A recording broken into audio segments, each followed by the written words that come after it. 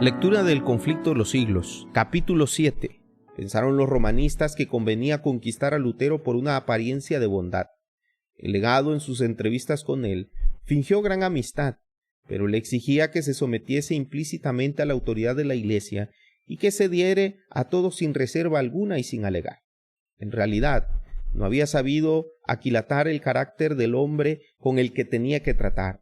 Lutero, en debida respuesta, manifestó su veneración por la Iglesia, su deseo de conocer la verdad, su disposición por contestar las objeciones que se hicieran a lo que él había enseñado y que se sometería sus doctrinas al fallo de ciertas universidades de las principales, pero a la vez protestaba contra la actitud del cardenal, que le exigía que se retractara sin probarle primero que se hallaba en error. La única respuesta que se daba era «retráctate, retráctate». El reformador demostró que en su posición se sustentaba en las Santas Escrituras y declaró con entereza que él no podía renunciar a la verdad.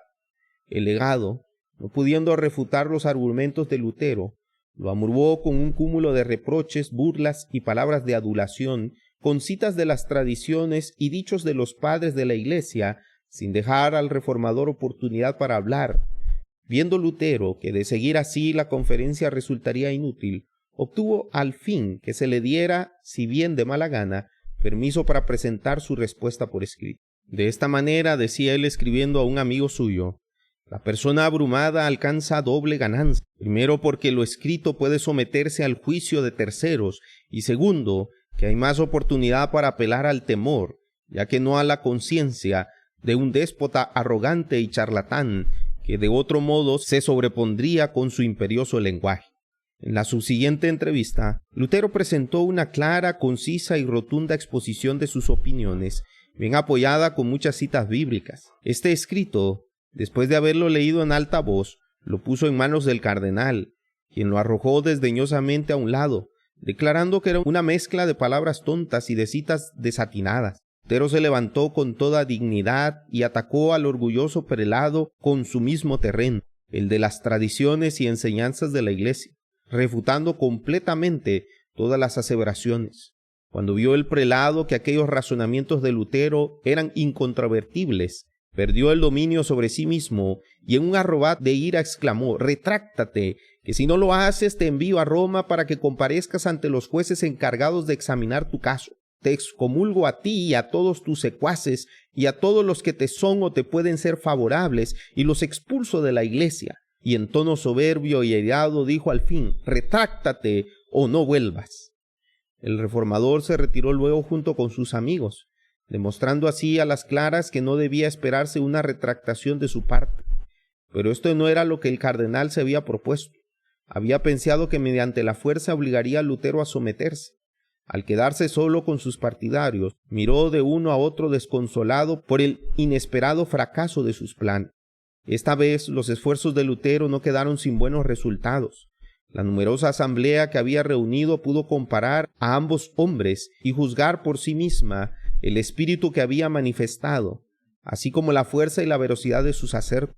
Cuán grande era el contraste. El reformador, sencillo, humilde, firme, se apoyaba en la fuerza de Dios, teniendo de su parte la verdad, mientras que el representante del Papa, engreído, intolerante, altanero e irracional, no tenía un solo argumento de las Santas Escrituras y solo gritaba con impaciencia: «Si no te retractas, serás despachado a Roma para que te castiguen».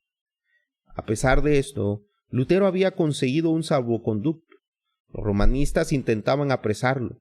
Sus amigos insistieron en que, como ya era inútil su presencia allí, debía volver a Wittenberg sin demora, y que era menester ocultar sus propósitos con mayor sigilo.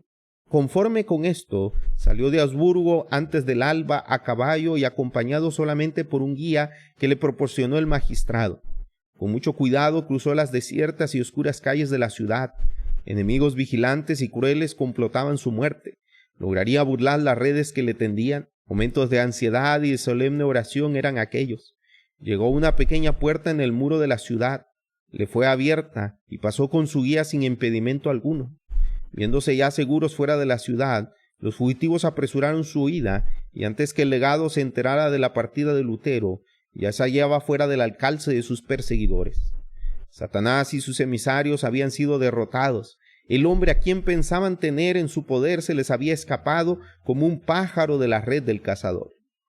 Al saber que Lutero se había ido, el legado quedó anonadado por la sorpresa y el furor. Había pensado recibir grandes honores por su sabiduría y aplomo al tratar con el perturbador de la iglesia, y ahora quedaba frustradas sus esperanzas. Expresó su enojo en una carta que dirigió a Federico, elector de Sajonia, para quejarse amargamente de Lutero y exigir que Federico enviase a Roma al reformador o que lo desterrase de Sajonia.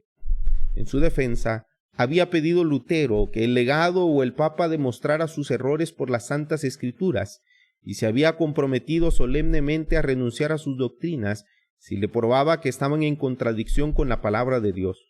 También había expresado su gratitud al Señor por haberlo tenido por digno de sufrir por tan sagrada causa. El elector tenía escasos conocimientos de las doctrinas reformadas, pero le impresionaban profundamente el candor, la fuerza y la claridad de las palabras de Lutero, y Federico resolvió protegerlo mientras no le demostrasen que el reformador estaba en error. Contestando a las peticiones del prelado, dijo: en vista de que el doctor Martín Lutero se ha presentado ante usted en Habsburgo, debería estar satisfecho.